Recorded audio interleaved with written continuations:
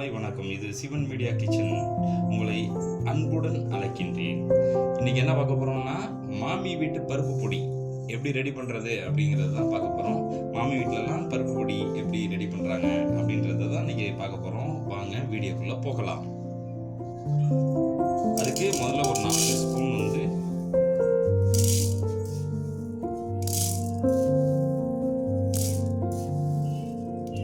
ஒரு 5 ஸ்பூன் பருப்பு வந்து இதில் போட்டுக்கணும். போட்டு இதை அப்படியே நல்லா பொடி முருவலாக வறுக்கணும்.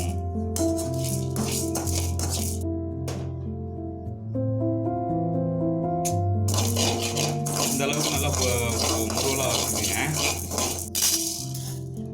இப்போ வந்து கடலை பருப்பு வந்து ஒரு 3 இதில் போட்டுக்கணும்.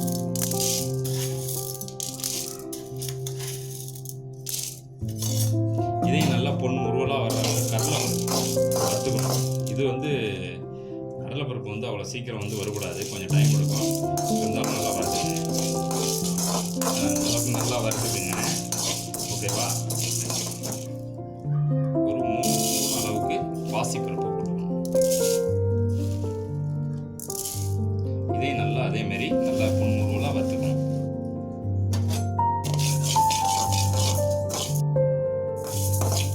இதுமாரி நல்லா பொன்முருவலாக வறுத்துக்குங்க. இதையும் எடுத்துருவோம். உளுந்து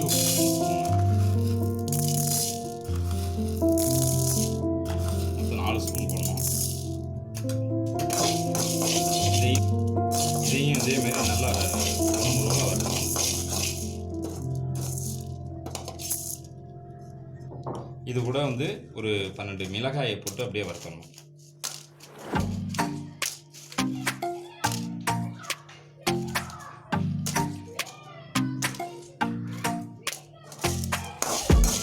நல்லா அந்த அளவுக்கு வந்து இதையும் வறுக்க வச்சு இதையும் எடுத்து அந்த தட்டில் கொட்டிட்டு இப்போ போட்டு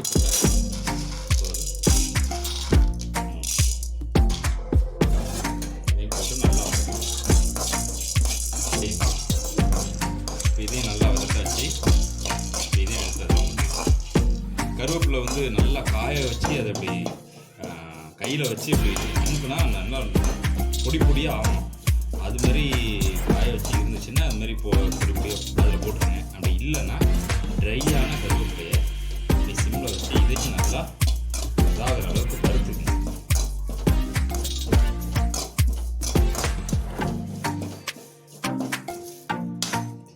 இந்த அளவுக்கு வந்து நல்லா கருவேப்பிலையும் இது பண்ணியாச்சு. பாருங்கள், இது கையில் வச்சு அப்படியே இது பண்ணால் அப்படியே துள்ளு துள்ளாக உடையணும்.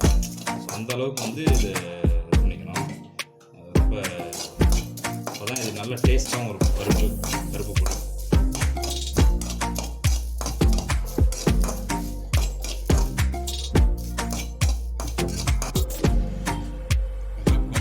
கொஞ்சம் நெய் விட்டு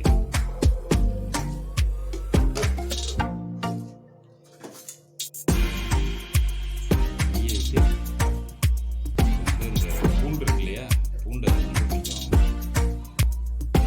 பூண்டை வந்து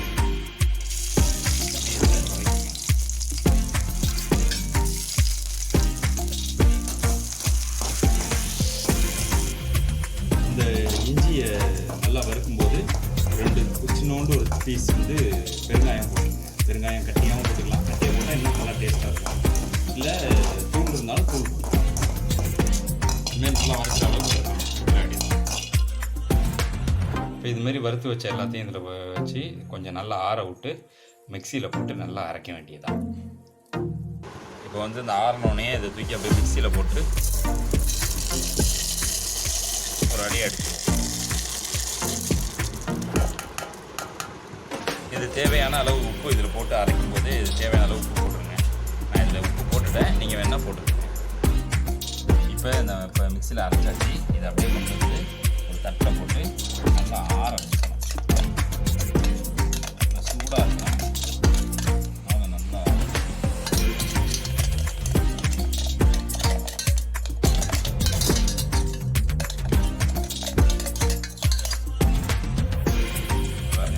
அவ்வளோதாங்க. நல்ல பருப்பு பொடி ரெடி ஆகிடுச்சு. நல்லா வாசனை தூக்குதுங்க. இதை அப்படியே சாப்பாட்டில் போட்டு சாப்பிட்டு நெய் ஊற்றி ஊற்றியோ இல்லை எண்ணெய் ஊற்றி போட்டு சாப்பிட்டோம், நல்லெண்ணெய் ஊற்றினா அவ்வளோ டேஸ்ட்டாக இருக்கும். இது குழந்தைங்கள்லேருந்து பெரியவங்க வரைக்கும் யார் வேணாலும் சாப்பிட்லாம். இவங்க தான் சாப்பிடணும், அவங்க சாப்பிடக்கூடாது அப்படின்ற எதுவுமே இல்லைங்க. ஹோட்டலில் மட்டுமே கிடைக்கக்கூடியது. இல்லைன்னா அதிகமாக யார் யூஸ் பண்ணுவாங்கன்னா ஐயங்கார் வீட்டில் தான் அதிகமாக யூஸ் பண்ணுவாங்க. அந்த மாமி கைப்பக்குவம்னாவே நல்லா இருக்கும். ஸோ அந்த கைப்பக்குவத்தில் தான் நம்மளும் செஞ்சுருக்கோம்.